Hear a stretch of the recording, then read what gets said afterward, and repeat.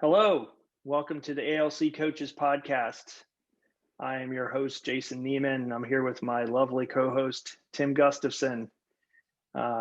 We've got something very special for you today, something a little different. We have recruited a third member of our podcast today so we can bring some people in. And what I'd like to do is turn it over to Tim to introduce our esteemed guest. Thank you, Jason. Appreciate it.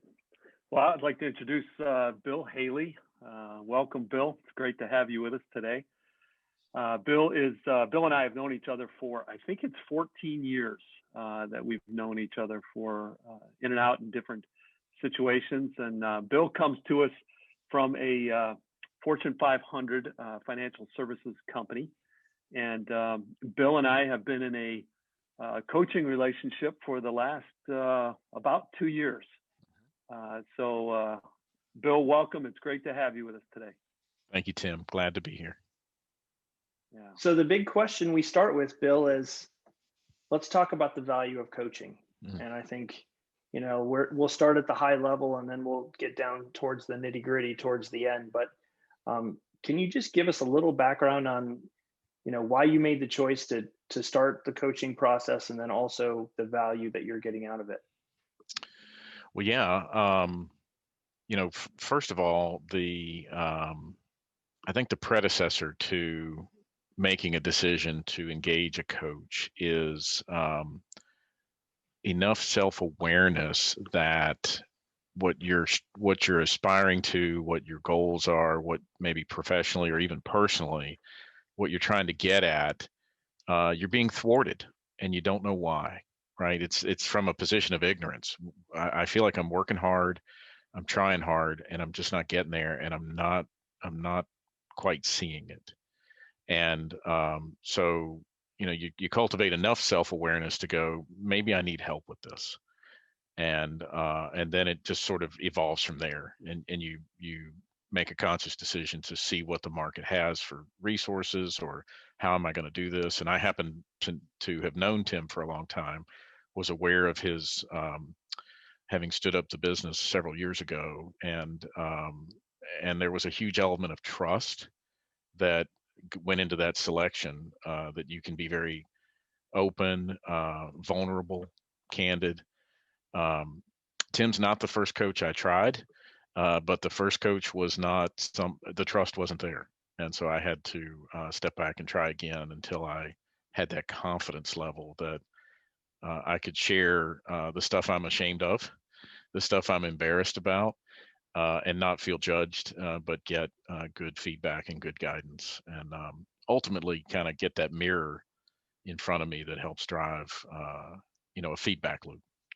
So that was my motive. My motive was I had hit some places in my career where I couldn't see progress coming, and it wasn't for lack of opportunities necessarily. So I had to step back and reevaluate myself. Yeah, and I'm sure as you went through that process, you talked a little bit about looking at some of the things that you needed help with. It's not easy to come across the idea that someone else that maybe was your peer at one point can see some of those flaws with you and be able to help you manage those, right?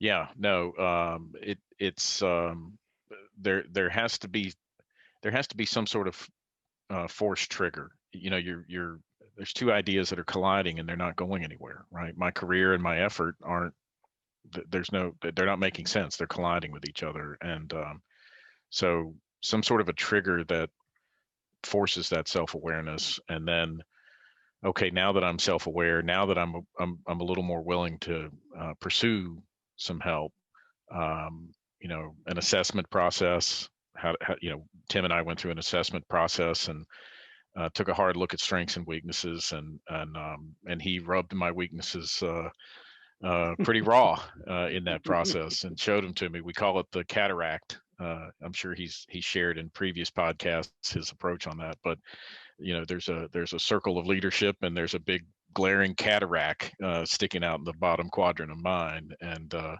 it gave me the perspective I needed. So Tim, Tim, how do you approach when someone is, facing that? They've achieved a certain level in their career where, they're at a management or a VP level or something like that, and then, they've got to do some internal look and then expose themselves to you. And how do you approach that in a way that you don't make that person feel any less than they are? Great question. Before I answer that, I just got to put forward here the words that Bill has chosen to use, and I love it: thwarted, collided, trigger. Those are just fantastic words to sort of describe this idea of being stuck in a way. You can't see your way out of it. And that's exactly where coaching comes in, is because it allows you to put this mirror up so they can see themselves in a way that they haven't been able to see before. The 360 assessment is a tool that brings that forward in a big way. Some have described it as a punch in the gut. I don't know how you'd describe it, Bill, but the cataract is a good description. So, so I think the idea of trust is really where it lies. People come and they don't know what the next steps need to be, and so first off, you have to have the trust, and just to have it open, because when we're open, then we can start expressing things that we don't necessarily think about expressing, or we wouldn't have the opportunity to express to others. We wouldn't think of going, to a friend or a colleague or our boss or even our family members, whatever. We just don't take that opportunity because it's just not comfortable. The Bill had mentioned the deep dark secrets, the things that he's embarrassed about or ashamed about or whatever. We hold on to those things so hard. And I think that as this coaching relationship sort of expands and these possibilities start to open up, that, oh wow, I can explain this and it's okay. And when that happens, then the heart and the mind, it starts to connect a little bit. And some of these things you can start letting go of. Well, maybe that's not so important. Maybe that really doesn't matter. So I think, it's being open and listening to where they're at and trying to understand these areas that are or triggering, just to get an understanding of what's playing the role there. What is it that's pushing those things together, those collisions? And I solve anybody's problems. I think that they solve their own, especially with Bill. He's so bright, and he has such a great mind that if you sort of tee it up for him, his mind just starts figuring it out. His body starts figuring it out. He starts seeing things that maybe he wasn't aware of before. Even though he came very self-aware, there's always more work to do. Yeah. And so, Bill, in that process of, having that first conversation with Tim about what you're trying to accomplish, what's your big takeaway where you go, okay, now this feels right. This is the way to move forward. Jason, the first big takeaway wasn't necessarily positive, and let me define what I mean by that. Tim, in the very first conversation, and in a couple of times subsequently, Tim's had to revisit this. I was really focused on my career growth, and Tim had to disavow me of focusing on the career growth and focusing on the me growth, the self growth, and let the career be what the career is going to be.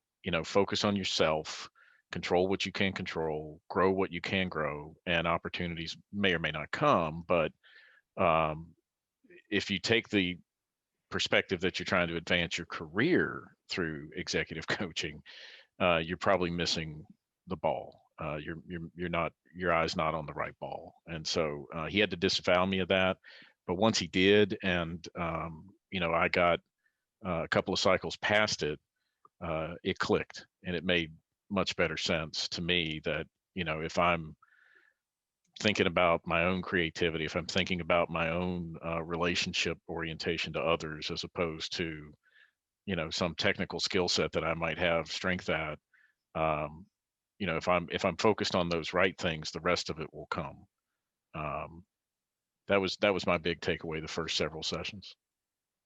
And do you feel like the skills that you're learning, you've been being coached now for 2 years, do you feel like those are transferable where the people that report to you, you're able to, impose some of those same coaching methods on those people as well? Or is it more difficult or less difficult to have to approach that? Or does it just come naturally? Yeah, two big findings on that. It absolutely flowed naturally to my team. The team members, the employees that I have the fortune of shepherding for our company. It flows very naturally to them. They're probably sick of hearing me use phrases like, put some creative energy on this. Put some creative thought on this. Don't react right now. Wait until tomorrow. Sleep on it a night. Let's creatively try to thread the needle more carefully here. So my team is utterly sick of it at this point. They mock me for it, frankly. And then in the other direction, in the last 3 years, I've had a journey through. I'm on my third role in 3 years. I spent 2 years in a different part of the company, recently returned to a part of the company that I used to work for. And in that 2-year sojourn away, uh, went through several managers, was hired by one who left very quickly after they hired us. Saw a lot of turnover in the management above me, and ultimately landed on a manager who was just incredibly reactive, incredibly ego driven, and could just everything Tim had coached me to be aware of just was screaming at me from my management at the time.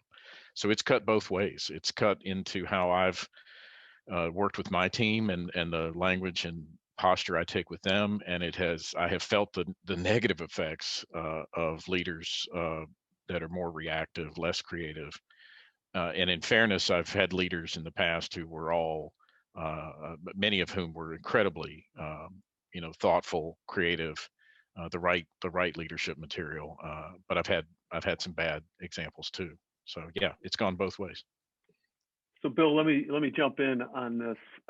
So your thoughts about what are your thoughts about your state of being now with regard to hearing it from above, coaching others, working with your team? What's your state of being in how you handle those kinds of things now versus 2, 3, 4, 5 years ago? What's different? Yeah, it's a good question. I think to put it simply, I think 3 or 4 years ago, I would have turned into the reactive manager that I worked for, right? I would have emulated the manager I was working for, and I would have in turn expected my team to emulate me. So I would have perpetuated whatever I was in. I would have tried to match the reactive nature of my manager, and I would have had an expectation that my team match me. And then that's 3 layers of kind of hyper reactive behavior that's not really healthy. So the distinction with the coaching is I can absorb the reactive behavior above me, and I can pivot and let it flow out differently towards the team. And I can, obviously I'm serving as a buffer, but the active, the active energy of taking something that's coming at you and distributing it out carefully in a way that my team can resonate with and connect with and produce against.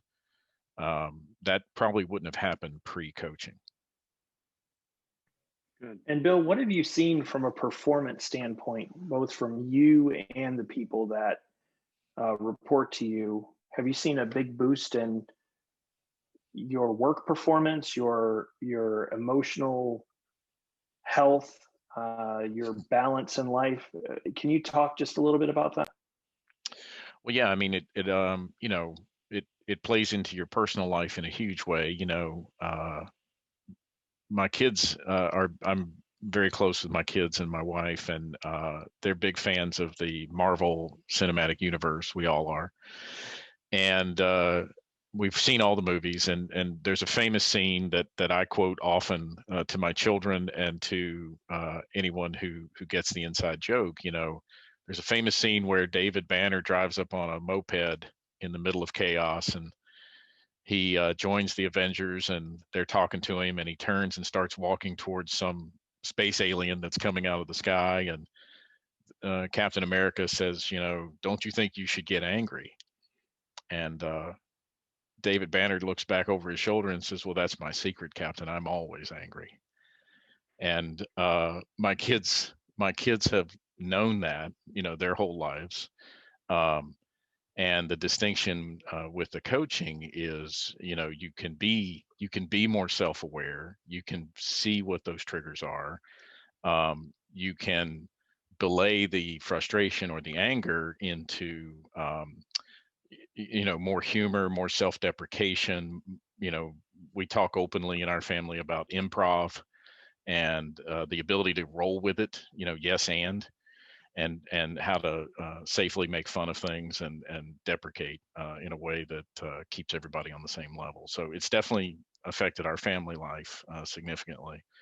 um, but I think beyond your earlier part of your question was focused on my team and adjustments for them. I've seen, I think I have seen way more creative energy and buoyancy flow into the folks that were working for me than I would have without the coaching. And it's unleashing them to do their creative best, focus on their strengths, build on what they know how to do well, and show them trust and show them confidence, and let them be as creative as they can be. Um, I would say in the places where I haven't seen that improvement, on a team of 10 people, there's always going to be five that aren't showing marked improvement. I think I can honestly now say taking a different leadership approach with them and tasking them and riding them and driving them all day long wasn't going to ultimately produce any more results than I produced, even if they didn't show significant growth and creative energy buoyancy. I didn't have to drive them and task them to get the production I did get. And the other five, and I'm rounding here, the other five showed incredible creative surges in capability and energy. So net net, it's a huge positive. But in fairness, some people are very content in a more industrial style role. They move widgets through the process, and then if you unleash others with that creative energy, they produce way more than maybe their job title suggests they should. So does that make sense, Yeah, Jason? absolutely. And Tim, what's it like to coach a guy like Bill, um, in the perspective of the scope of people that you're involved with? Bill's obviously very eloquent in the way that he communicates the benefits of it, but what's it like with a guy like him versus a person who may be way more egotistical and is doing this for um, the surface level visual of it? What's the difference between those two situations? Yeah, Bill is just a joy to coach, to be part of, because there's a willingness that he has each step of the way. He wants to grow and to learn. He wants to be better. He wants to bring himself up. And so from that perspective, it makes my role as a coach, I wouldn't say easy, but certainly I'm able to engage more effectively because he's wide open to being coached. And it helps me be creative as well. Because if I've got somebody that is on the ball, wanting to push forward, I've got to be right there with them. I can't take Bill to a place I haven't been before, or anybody for that matter.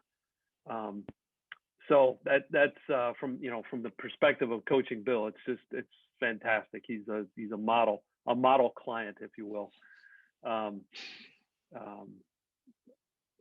I think on the other hand, those that are, have another agenda, it just, there's I'm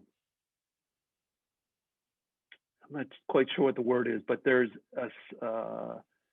an obstacle that is placed out there that slows the process, slows the progress down. Things become not as attainable because they are hampering their growth. Just because they're not willing to open up, not willing to let go, not willing to allow that ego to subside or to think in a different way. And maybe in Bill's younger years, he would have been more ego driven. Bill's a smart guy. He gets process.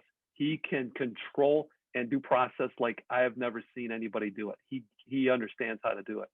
So that is a big step for Bill to let go of that kind of approach to being someone, as you heard him, very mentoring and developing of others, very collaborative, allowing this team process to occur. He's always been a leader as long as I've known him. For the last 14 years, he's led things, but there was an element of control that he had before that. It's not nearly as strong now. He's let go of a lot of that. That's a big change for anybody to move from being in a way that I've got it all to allowing others to be creative and to take the ball and to run with it. So, yeah, that's fascinating. Bill, what's some of your biggest surprises during this process that you've had as you've gone through this, relationship that you've had with your coach? Well, let's see, go back 2 years. The assessment was a bit of a surprise. There were elements of the assessment process where, I think we asked, help me remember, Tim, maybe 50 people to give me very candid feedback on a huge array of questions. Yep, something like that. Tim had set the stage correctly with be very sure that the names on this list are people you will listen to. And don't send this survey to people just to get the numbers up. Make sure it's quality over quantity, right? So I had this, that took a lot of energy. It took a lot of thought. Do I trust that person enough, professionally or personally, to give me feedback that I want to hear? And I think we ended up going out to maybe 40 people, and they were all people that I made a firm commitment in my heart, whatever they say, I'm going to listen. Whatever that feedback ends up being, I'm going to listen to it, because I bothered to ask, and they bothered to sit down and spend an hour, filling it out and giving candid feedback that they didn't have to. There was no reward for them doing it other than, trying to help me. So it was a little bit humbling, in the sense that these 40 some people would all give that much feedback. It made the assessment results pretty accurate. And if you had the heart to seek that feedback, you'll ultimately have the heart to accept the assessment results that come with it. And as I said, there was a glaring gap. There was a glaring cataract there. Parts of the circle were bulging with strength, and other parts there was this big gap. And so I think the first big aha was, it's not just one-offs who have this perception. It's a community perception. And I had to face it. I had to deal with it. That was my biggest aha the first 3 or 4 months. How difficult was that to receive that feedback, Bill? Well, you softened me up pretty good before it got here. So I think by the time it arrived, it was, maybe mildly resistant to feeling it and hearing it. If you'd have hit me cold with that 3 months earlier, I probably would have, had a very violent negative reaction to it. Like, there's no way that's the result. But by the time it got to me, there was some mild, like, disappointment, a little bit of disappointment that was the perception, because I didn't want that to be the perception. But it so clearly was, and you have to face facts. You can't just keep living in your own head bubble. You have to face the facts of what the market's telling you. And we are very Bill, good at rationalizing things, aren't we? Incredibly, yeah. Sorry, Bill, Jason. no, that's okay. We're on Zoom. These things happen, right? It's not like we're all in a room together. It would be nice if we could be. What I was going to ask you though is, part of that leadership circle profile in the 360 assessment is the opportunity for you to rate yourself as well. Mhm. And were there points where you rated yourself much lower than the actual responses that you got back, and it actually lifted you up as well? Not just that you had the disappointment of, some of the things that you were, faulted for, but some of the things that you felt like maybe you weren't as good at, that other people felt, wow, Bill's really great at this. I'm glad you asked the question, because that is indeed the case. There were very pleasant surprises, a few of them very pleasant surprises, where my self assessment image was relatively low or negative on a particular facet, and the community ranked me either moderately or significantly higher on a few of those facets. And yeah, a lot of positive vibe coming out of that as well. Being a being a type A engineering mindset, process driven guy, you're looking for flaws, you're looking for root cause and trying to root out mistakes, as opposed to amplifying the good pieces. And it's a learned behavior. Amplifying the good's a learned behavior. For sure. Tim, how often does that happen, that people are off with their perception of themselves versus what others think of them? Holistically, 100%. In specific areas, I think people, there are some, things that people do realize. They hit it right on. Their mark of how they're perceived versus their own perception is right on. And the thing about, these assessments, especially at 360, is that you get to really find out where those blind spots are. And that's just, for me, some people take it hard. It's tough to hear it, but boy, what an incredible gift that is, to receive this information that this is a total blind spot. I had no idea I was so critical, or I was so controlling, or that, people thought I had such high integrity. Wow, that's pretty cool to hear those things. Whether it feels negative or positive, that's an assessment we make ourselves, right? That's a judgment we're making. We apply right or wrong, good or bad to it. But when you get that information, it's a gift, because you don't get it any other way. People don't come up to you and say, well, Jason, I think you're way too controlling. That just doesn't happen. People don't act like that. So you never get the truth, if you will. So anyway. So clearly, I think everything we've talked about today, Bill, it's been a positive experience for you.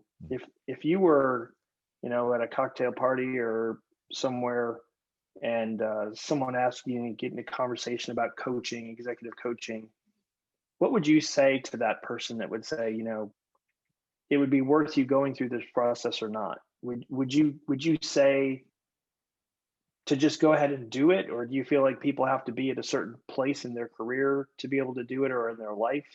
How would you approach that conversation? I think I would ask first, questions trying to diagnose, how ready are you for it, right? How ready are you? How much do you want to see a change? Because I think if you're being forced to go see a coach because your CEO thinks you're a bit of a rough knob, your reluctance is too high, right? You're being forced to do it. But if I could discern that the person had a genuine, spirit of seeking, and I would liken this to any other professional service. I mean, if I need to see a counselor for a drinking problem, I see a counselor. If I need to see a psychologist for post-traumatic stress disorder from time in the service, then I go see a counselor. And if that counselor is not If I'm not making a connection and it's not a immediate, instantly a trust factor there, in the old days, we would go to the yellow pages and go to the B. We tried A, and let's go try B now. And you just work your way down the alphabet until you find the right service provider. Not to diminish what Tim does, but uh, I see it through that same lens. If I acknowledge that I need to do it, I need to do something. Whatever I'm doing now is not working. That's the ruthlessly rational mind talking there. And then am I willing and ready to make some adjustments? I think that ground has to be peppered before you'll take the advice and listen to the assessment and take the coaching points. I think that's predecessor, right? That's predecessor to the question you asked. But once they ask, I would frame it that way. Hey, I was ready to discover and explore and try to get past what were clearly some obstacles I couldn't see, obstacles I couldn't identify and solve on my own.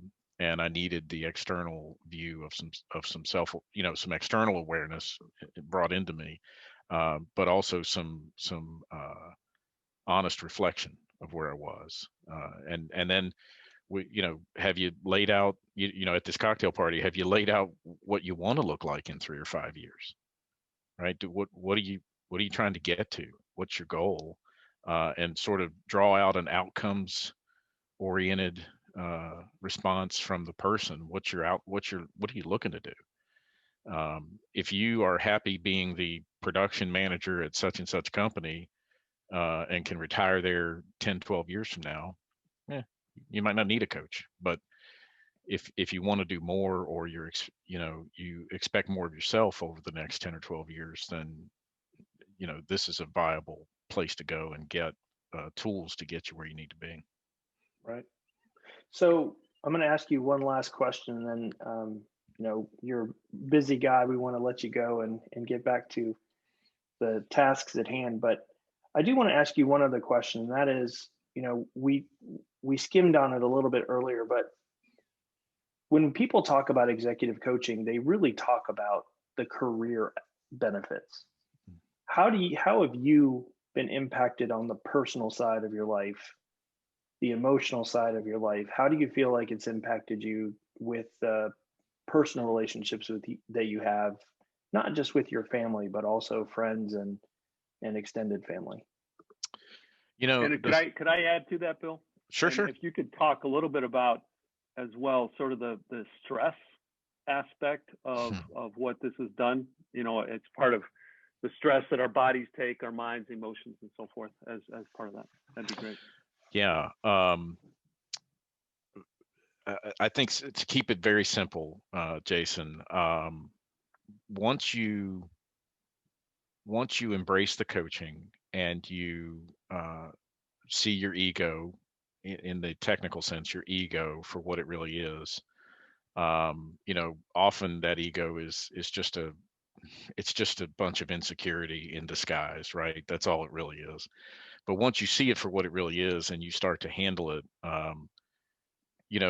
the dinner party at my house with the neighbors is, tell me more about, right? Hey, Bob, share about your time in Montana in the Air Force. Tell us that story again, and why did you decide to become a pharmacist? And, hey, Jane, are you anywhere closer to retirement now than you were? And tell me more about that. And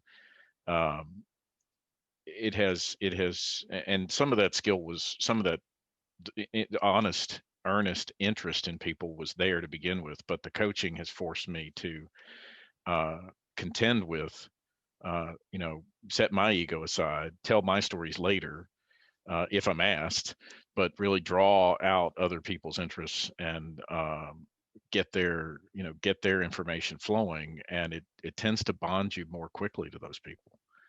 They tend to leave your dinner party, or the pew next to you on church on Sunday or whatever. They tend to leave with a much more favorable view of who you are, and they want to reciprocate the next time you're back together. So personally, I think it's affected everything, because it helps you keep that mirror in front of you about what your ego's doing to those relationships. and keeping a balance there. And am I more self-confident than I was 5 or 10 years ago? Probably. I am less self-confident, technically speaking, today in the roles I'm currently serving in my company. Much less technically confident than I've ever been. But I'm not scared of it because my confidence that I can connect with the people, draw out their best energies, whether that's professional or personal, and to see that reciprocity coming from them, the coaching distinguishes that. That's a difference made by the coaching. That's a great perspective, and I'm not sure anybody could have said that any better, to be honest. Clearly, Tim, our first external guest has set a high standard and a high bar for everybody else who's going to come after.